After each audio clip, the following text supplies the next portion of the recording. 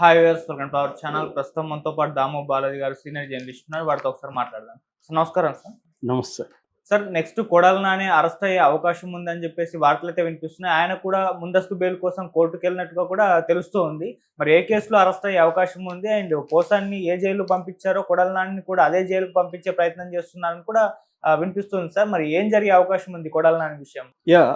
అంటే ఫస్ట్ కూటమి వచ్చిన తర్వాత ఫస్ట్ వచ్చి అధికారుల మీదకి వెళ్ళారు. అధికారుల్ని వేధించాలి అంటే గతంలో వైసీపీ తరపున గట్టిగా ఉండి తెలుగుదేశం శ్రేణుల్ని వేధించిన అధికారుల్ని ఫస్ట్ టార్గెట్ చేశారు.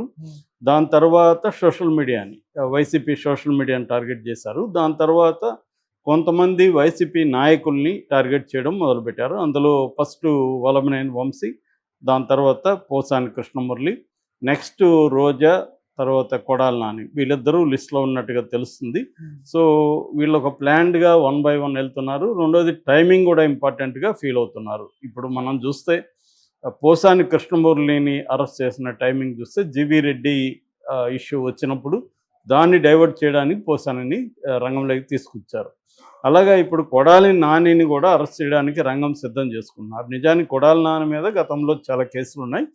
అయితే ప్రధానంగా ఆయన మీద కేసులు పెట్టాలంటే చాలా పెట్టచ్చు నిజానికి. ఎందుకంటే ఆయన ఎప్పుడు నోరు తెరిచినా ఒక కేసు పెట్టచ్చు, ఎందుకంటే అంత బూతులు తిడుతుంటాడు కాబట్టి.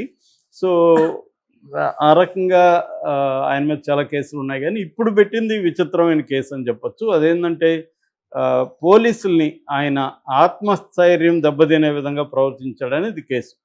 సో మచిలీపట్నం పోలీస్ స్టేషన్లో పెట్టారు. అంటే పోలీసుల పట్ల అవమానకరంగా బిహేవ్ చేశాడని, ఆత్మస్థైర్యం దెబ్బతినేట్టుగా చేశారు. ఇది అందరు రాజకీయ నాయకుల మీద పెట్టచ్చు ఈ సెక్షన్. ఎందుకంటే ఎక్కడో చోట పోలీసులకి రాజకీయ నాయకులకి క్లాషెస్ అనేది జరుగుతుంటుంది. ప్రతిపక్షంలో ఉన్నప్పుడు వీళ్ళు ఉద్యమాలు చేస్తారు, పోలీసులు ఆపడానికి ట్రై చేస్తారు, అక్కడ వాగ్వివాదం చోటు చేసుకోవచ్చు, లేకపోతే గొడవలు రావచ్చు, ఇవి జరుగుతూనే ఉంటాయి. ఇలాంటి కేసు పెట్టాలంటే అందరు రాజకీయ నాయకుల మీద పెట్టచ్చు. ఇప్పుడు అదే పెట్టారు. నిజానికి కొడాలి నాని మీద పెట్టాల్సిన కేసుల్ని ముందుకు తీసుకెళ్లకుండా ఇదెందుకు తీసుకొచ్చారు అనేది అర్థం కాదు. మొత్తానికి ఇది తీసుకొచ్చారు. దీని మీద ఇప్పుడు కొడాలి నాని నిన్న హైకోర్టులో పిటిషన్ వేశాడు. అదేంటంటే ఈ కేసుని కొట్టేయమని చెప్పండి, ఎందుకంటే అసలు దాంట్లో నాకు సంబంధమే లేదు.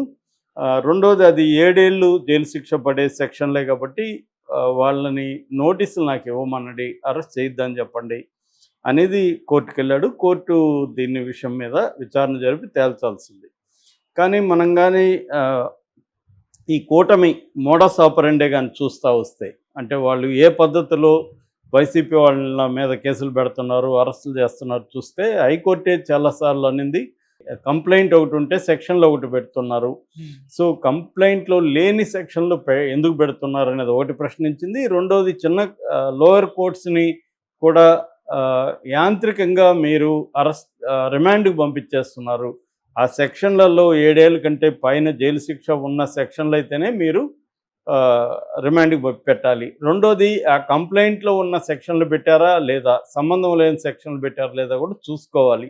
ఇవేవి లేకుండా పోలీసులు ఇలా తెచ్చి కోర్టులో పెట్టగానే అలాగా వాళ్ళని జైలుకి పెట్టేస్తున్నారు. ఇది కరెక్ట్ కాదని హైకోర్టు అనేకసార్లు చెప్పింది. ఎందుకంటే సుప్రీంకోర్టు అనేక సార్లు jail is the exception, bail is the rule అని చాలాసార్లు చెప్పింది.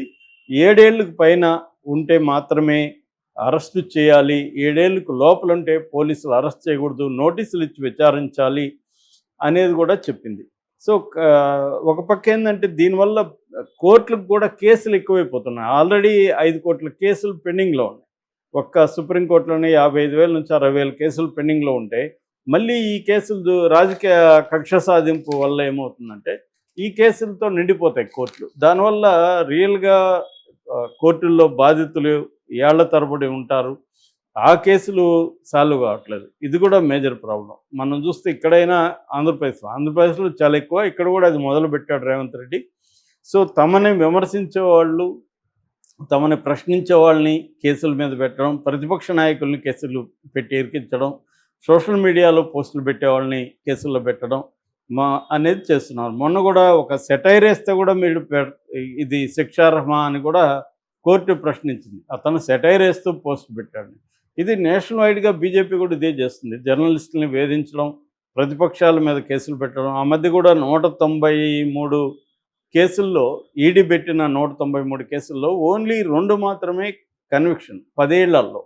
అంటే 10 ఏళ్లలో ఈడీ 193 కేసులు పెడితే 2 కన్విక్షన్ పడిందంటే దాన్ని బట్టి అర్థం చేసుకోవచ్చు మనం. ఇవి కేవలం వేధింపుల కోసమే అధికారంలో ఉన్న రాజకీయ పార్టీలు పెడుతున్నాయి. సో ఇప్పుడు కొడాలి నాని మాట్లాడింది తప్పు, ఖచ్చితంగా అతని మీద కేసు పెట్టాలి. కానీ అదే పద్ధతిలో వైసీపీ వాళ్ళని, ముఖ్యంగా జగన్ కుటుంబాన్ని మాట్లాడిన వాళ్ళు బోల్డ్ మంది కూటమిలో ఉన్నారు. సో నిజంగా కేసులు పెట్టాలనుకున్నప్పుడు అందరి మీద పెట్టాలి. కానీ ఏ పార్టీ కూడా తమ వాళ్ళ మీద పెట్టదు, ప్రతిపక్ష పార్టీల మీద పెట్టదు. జగన్ ఉన్నప్పుడు కూడా తెలుగుదేశం వైసీపీ సోషల్ మీడియా మీద ఇలాగే కేసులు పెట్టి జైలుకి పంపించాడు. ఇప్పుడు వీళ్ళు ఇంకొంత ఎక్కువ చేస్తున్నారు, దాన్ని ఇంకొక సిస్టమేటిక్గా ఎక్కువ చేస్తున్నారు.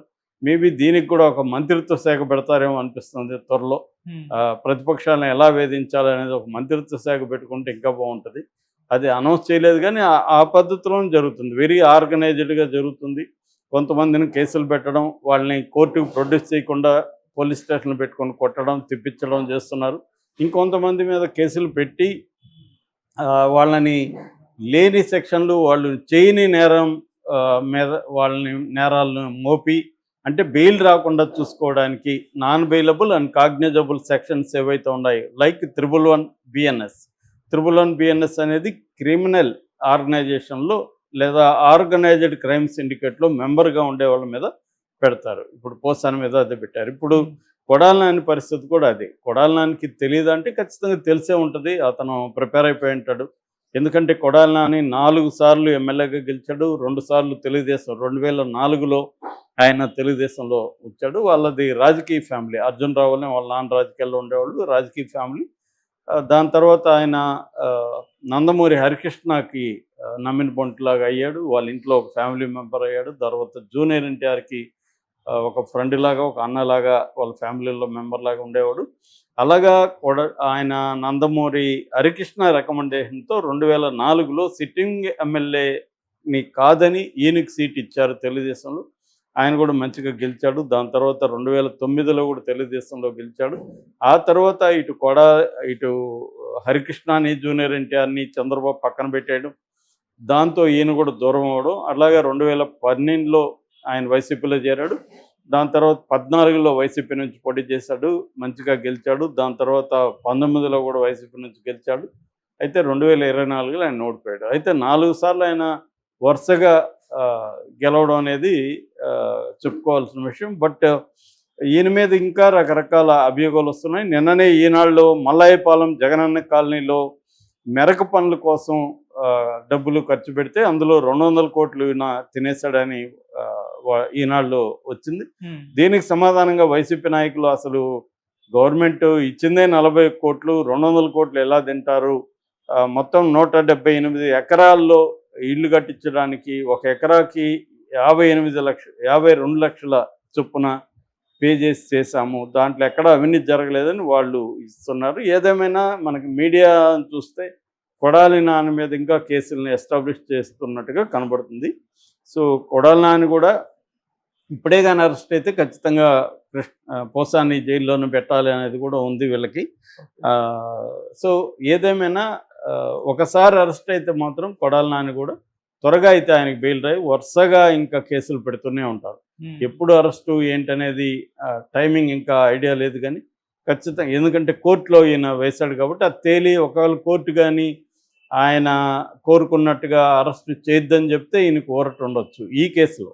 కానీ వాళ్ళు ఒకసారి డిసైడ్ అయ్యారండి గట్టిగా, ఏదో కేసు పెట్టి, ఇప్పుడు పోసాని మీద 111 పెట్టినప్పుడు కొడాలి మీద 111 పెట్టి అరెస్ట్ చేసేస్తారు. కింది కోర్టులు కూడా, హైకోర్టు చెబుతున్నప్పటికి కూడా కింది కోర్టులు అదే పద్ధతిలో ఇస్తున్నాయి. హైకోర్టు చెప్పినాక కూడా పోసాని కృష్ణమురళికి ఇవ్వలేదా సిఐడి దీంట్లో దాని ఏమంటారు జ్యుడిషియల్ కస్టడీకి పంపించలేదా? కాబట్టి ఏంటంటే హైకోర్టులు, సుప్రీంకోర్టులు చెప్తూనే ఉంటాయి, కానీ కింది కోర్టులు వాళ్ళ పద్ధతిలో వాళ్ళు వెళ్ళిపోతూ ఉంటారు. అలాగా కొడాలి నాని కూడా చాలా కాలం జైల్లో ఉండే అవకాశం అయితే కనిపిస్తుంది. కొడాలి నాని తర్వాత రోజా వంతుగా చెప్తున్నారు. Okay sir, thank you so much.